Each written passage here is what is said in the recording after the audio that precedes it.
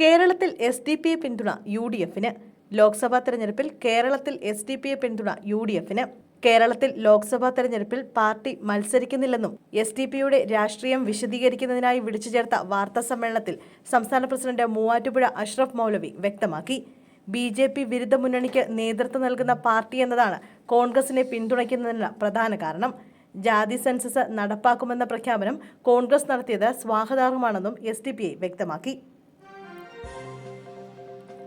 അഗളിയിൽ പുലിയിറങ്ങി, പശുക്കുട്ടിയെ കൊന്നു. പാലക്കാട് അഗളി പൂവാത്ത കോളനിക്ക് സമീപം പുലിയിറങ്ങി. അഗളി സ്വദേശി തങ്കരാജിന്റെ പശുക്കുട്ടിയെ കടിച്ചു കൊന്നു. ഇന്നലെ അർദ്ധരാത്രിയാണ് സംഭവം. കറണ്ടില്ലാത്തതിനാൽ തങ്കരാജിന് പുറത്തിറങ്ങി നോക്കാൻ കഴിഞ്ഞില്ല. വീടിന്റെ ജനൽ പുലി തകർത്തിട്ടുണ്ട്. പുതൂർ RRT സ്ഥലത്തെത്തി പടക്കം പൊട്ടിച്ച് പുലിയെ ഓടിച്ചു. ഈ മേഖലയിൽ കുറേ നാളായി പുലിശല്യമുണ്ട്.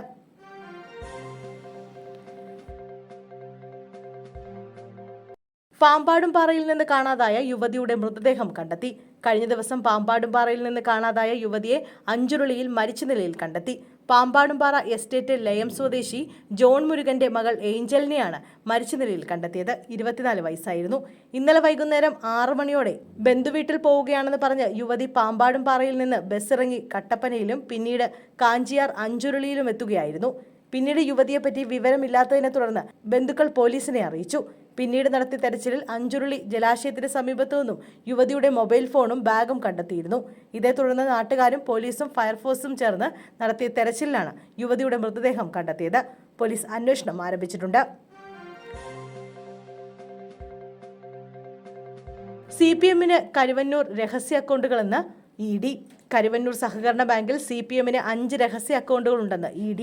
ഈ രഹസ്യ അക്കൗണ്ടുകളുടെ വിവരങ്ങൾ ED റിസർവ് ബാങ്കിനും തെരഞ്ഞെടുപ്പ് കമ്മീഷനും ധനകാര്യ മന്ത്രാലയത്തിനും കൈമാറി.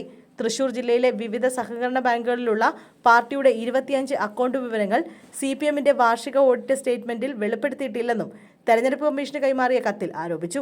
ജനുവരി 16-ന് തെരഞ്ഞെടുപ്പ് കമ്മീഷൻ അയച്ച കത്തിലാണ് കരുവന്നൂർ സഹകരണ ബാങ്കിലെ 5 രഹസ്യ അക്കൗണ്ടുകളെക്കുറിച്ച് ED വിശദീകരിച്ചിരിക്കുന്നത്. നിയമവിരുദ്ധമായാണ് ഈ അക്കൗണ്ടുകൾ ആരംഭിച്ചതെന്നാണ് EDയുടെ ആരോപണം.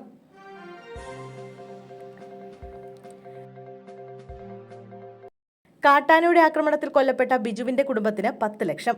പത്തനംതിട്ടയിൽ കാട്ടാനയുടെ ആക്രമണത്തിൽ കൊല്ലപ്പെട്ട ബിജുവിന്റെ കുടുംബത്തിന് ഇന്ന് തന്നെ 10 ലക്ഷം നഷ്ടപരിഹാര തുക കൈമാറുമെന്ന് വനമന്ത്രി AK ശശീന്ദ്രൻ അറിയിച്ചു.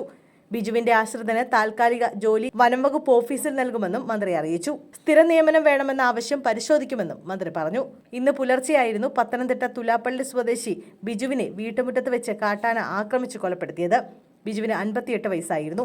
സംഭവത്തിൽ പ്രതിഷേധിച്ച് തുലാപ്പള്ളിയിൽ നാട്ടുകാർ സംഘടിച്ച് കണമല ഫോറസ്റ്റ് സ്റ്റേഷൻ ഉപരോധിച്ചു. ഇതേ തുടർന്നാണ് അടിയന്തരമായി ധനസഹായം നൽകാൻ സർക്കാർ തീരുമാനിച്ചത്.